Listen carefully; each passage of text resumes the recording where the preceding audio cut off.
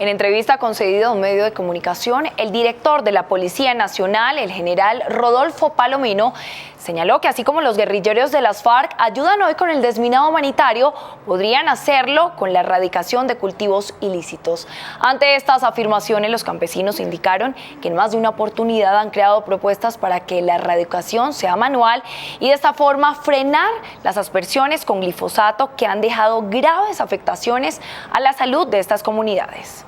Por eso, las fumigaciones para nosotros... Quienes de manera directa han visto cómo sus cultivos de pan coger han sido arrasados por el glifosato aseguran que las afirmaciones del general Rodolfo Palomino son coherentes con el momento histórico que vivió el país. Insisten en que la erradicación manual es una alternativa con mayor efectividad que desde hace mucho tiempo han venido planteando. Hemos venido proponiéndole al gobierno nacional una propuesta alternativa, pero que desafortunadamente de tantas luchas que hemos hecho y propuesto no hemos obtenido nada, y lo que hemos obtenido es siempre las fumigaciones. Queremos que esta paz que se está tratando de fabricar en La Habana sea una paz que de verdad sirva al pueblo colombiano. Afirman además que la sustitución de cultivos ilícitos ha sido una propuesta que también ha ignorado el gobierno nacional.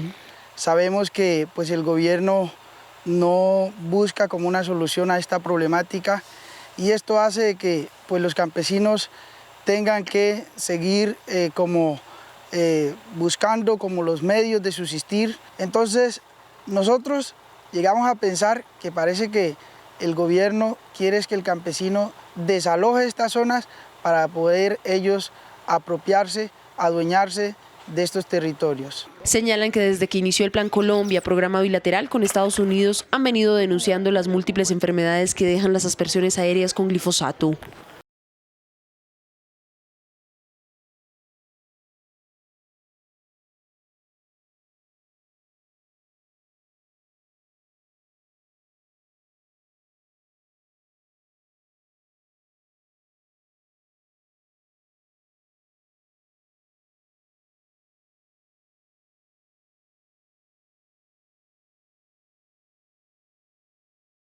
Organizaciones de derechos humanos y congresistas demandaron la reforma al fuero penal militar ante la Corte Constitucional. Aseguran que es inconstitucional el acto legislativo 01 del 2015, promulgado el pasado 25 de junio. Congresistas, abogados, víctimas de violaciones de derechos humanos demandaron por tercera vez la reforma al fuero penal militar. Consideramos que esta reforma constitucional viola la misma Constitución, es decir, el Congreso no tiene competencia para sustituir los principios básicos de la Constitución, y hubo una extralimitación al modificar el artículo 221 de la Constitución. Vamos a sustentar por qué motivos consideramos que se ha violado la Constitución en esa sustitución que el Congreso hizo de manera indebida. Aseguran que el fuero penal militar, como está decretado, afecta principios básicos de la Constitución. Es la tercera vez que demandamos estos intentos del gobierno nacional por ampliar el fuero militar. Y en tercer lugar, nosotros sí esperamos que este ministro, el ministro Villegas, no insista en esta tarea que para nosotros es una búsqueda de impunidad para las fuerzas militares. El director de la Comisión Colombiana de Juristas, Gustavo Gallón, aseguró que fue una equivocación de la dirigencia colombiana al aprobar esta reforma y espera que la Corte Constitucional la corrija. O sea que la reforma lo que pretende es poner a los militares por fuera del respeto a los derechos humanos. Eso es denigrante para la fuerza pública, eso no se hace, y es denigrante para las víctimas y para la población civil. Las madres de los falsos positivos acompañaron esta demanda que se realizó ante la Corte Constitucional y aseguran que continuarán luchando para que se haga justicia sin impunidad. Que nosotros no estamos peleando solo por el caso de Soacha, ni solo por 5.800 ejecuciones extrajudiciales, sino por todos los que aún todavía no están documentados. Esta reforma fue demandada en el 2012 ante la Corte Constitucional por vicios de forma y esperan que en esta ocasión se señale que se debe aplicar el derecho internacional de los derechos humanos.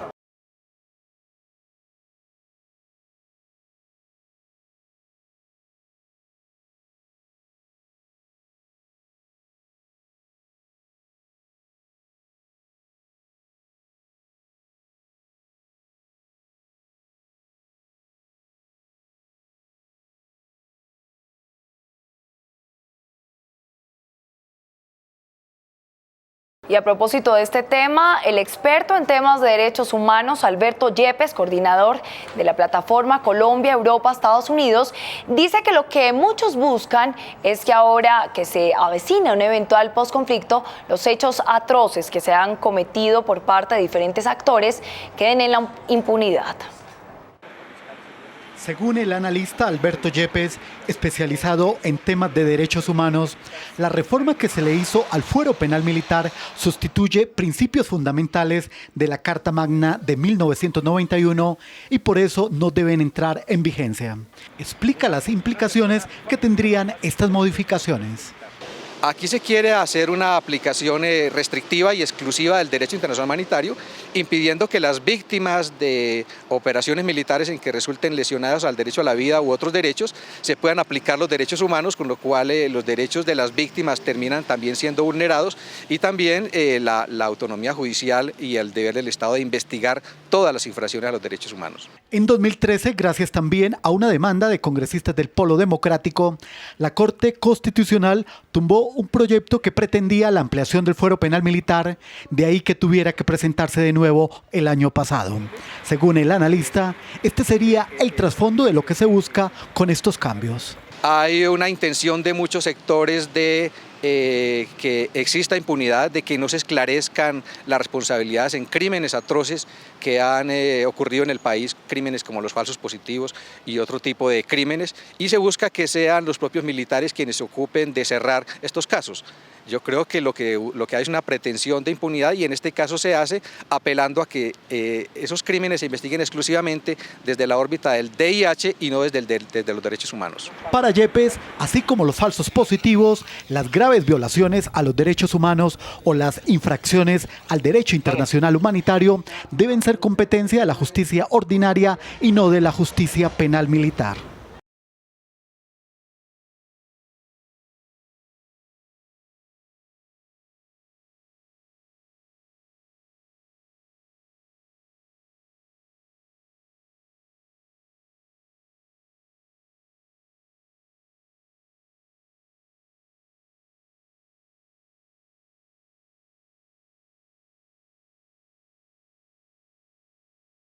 Y con programas recreativos dirigidos a la población del adulto mayor en la localidad de Rafael Uribe Uribe, se favorece a más de 1.500 personas. En el gobierno de la Bogotá Humana, estos programas se extienden a las 20 localidades de la ciudad. Mientras un grupo numeroso se recrea con el juego de la rana, otros bailan la pollera colorada.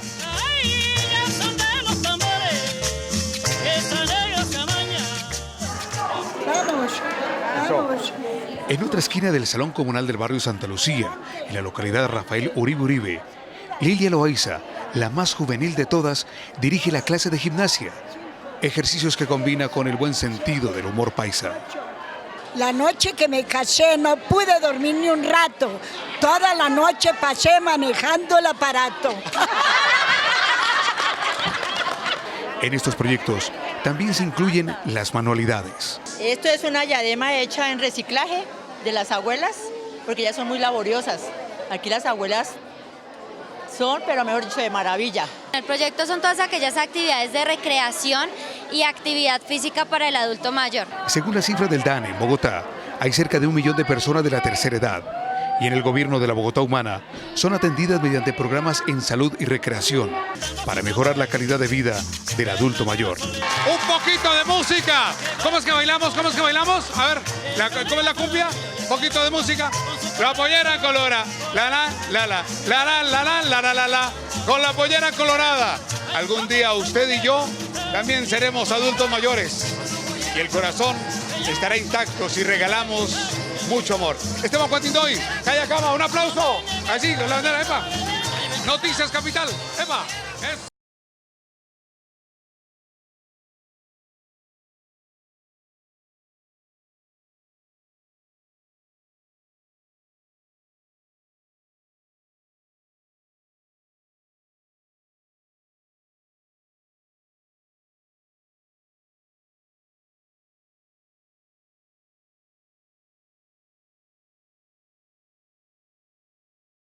Hola, muy buenas noches, bienvenidos a los deportes en Noticias Capital. La delegación colombiana sigue cosechando victorias en los Juegos Panamericanos de Toronto 2015. El gimnasta Yosimar Calvo consiguió 2 nuevas preseas de oro y se convirtió en el deportista más laureado de las justas.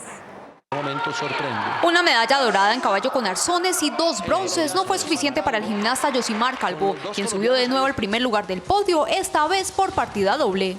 El deportista colombiano dejó claro en los Juegos Panamericanos por qué es considerado el mejor del mundo en la modalidad de barras paralelas, categoría en la que consiguió una marca de 15.700 puntos y dejar fuera del camino a sus rivales, el cubano Manrique Larduet y el estadounidense Samuel Mikulak, quienes obtuvieron medallas de plata y bronce respectivamente.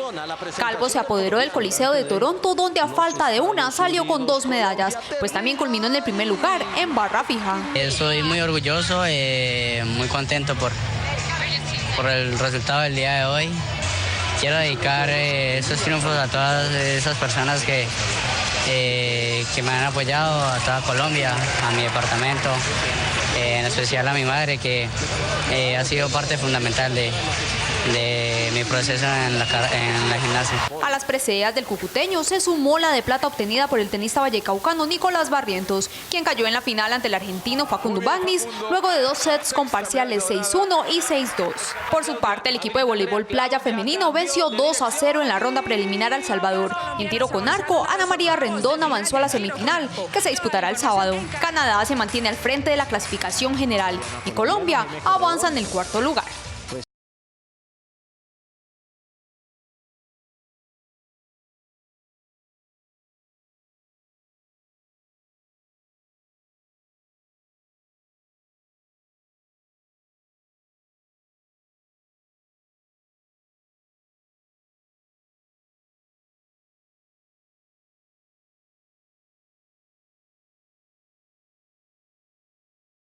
Hombres y mujeres del desmovilizado movimiento M19 pondrán a consideración de la mesa de diálogos del gobierno y las FARC una propuesta dirigida a fortalecer precisamente las negociaciones.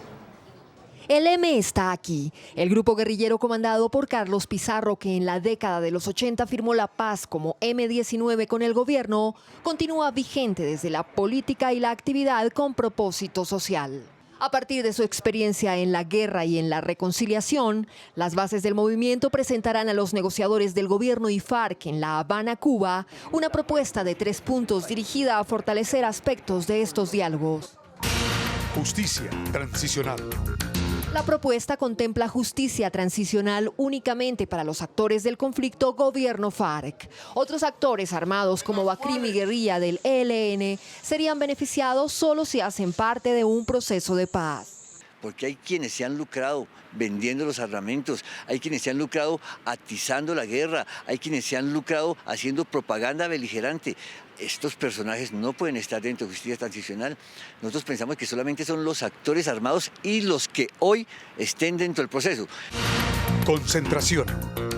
A cambio de la concentración de miembros de las FARC en un solo punto, se plantea la creación de territorios locales de concentración en todo el país.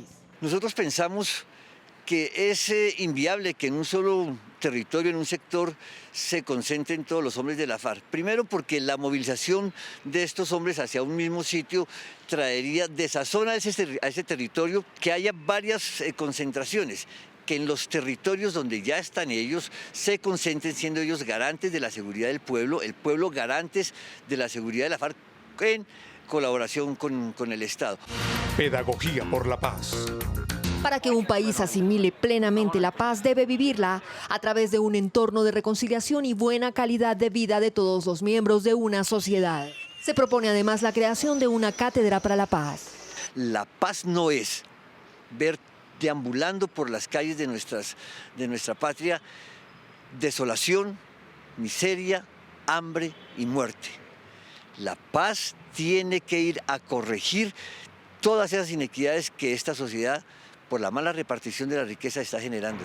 Esta propuesta se presenta en momentos en que se prepara el sistema de justicia transicional que se aplicará tras la consolidación de los acuerdos de paz entre el gobierno y las FARC.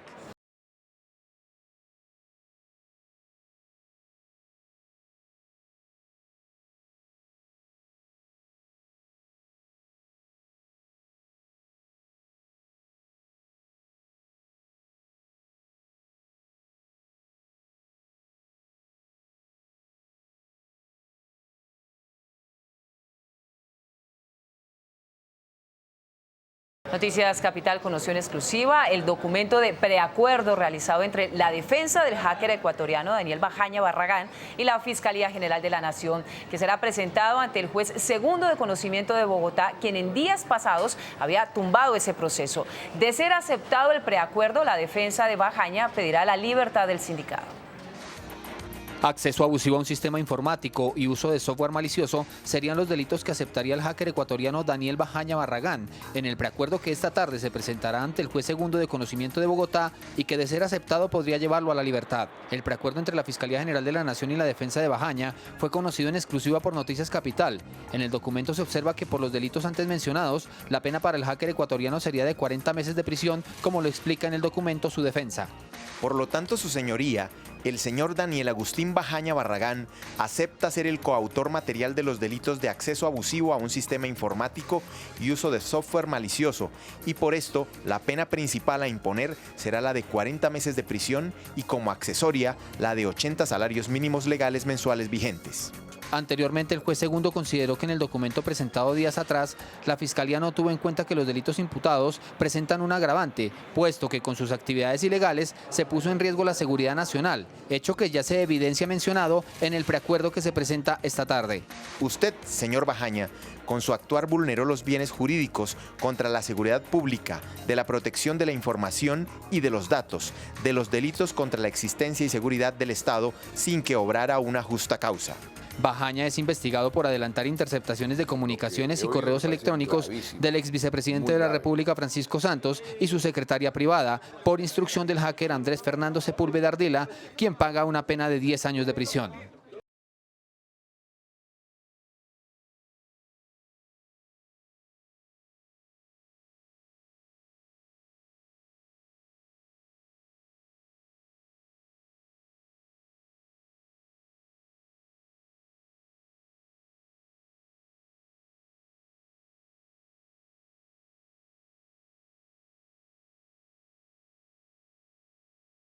La Corte Constitucional profirió un fallo histórico que revoca la licencia otorgada por la Corporación Autónoma del Cesar, que daba vía libre a un proyecto minero en la Sierra Nevada de Santa Marta por considerar que no tuvo en cuenta a la comunidad de los arhuacos.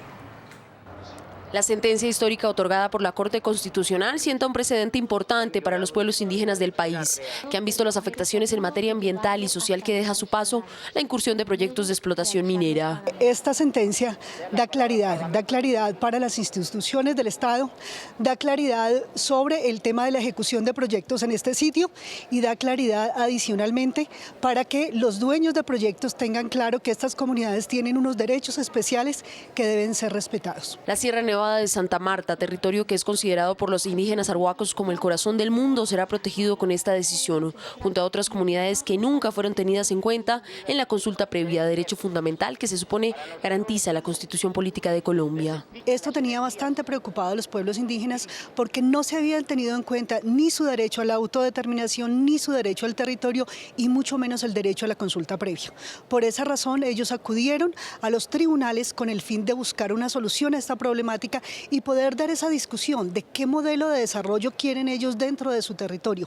Señalan que la autoridad principal, como es el Ministerio de Ambiente, encargada de revisar las licencias que se otorgan, ignora las peticiones y derechos de la comunidad. Desafortunadamente, las autoridades ambientales, no solamente las corporaciones, sino también la autoridad mayor, el Ministerio de Ambiente, en muchas ocasiones han violado los derechos de estas comunidades. Insiste en que, sin embargo, existen más de 90 licencias ambientales que afectarían la cultura de los arhuacos, cowis, huihuas y canguamos, y las dinámicas de su territorio ancestral que hacen parte de la línea negra reconocida en el pasado por el gobierno nacional.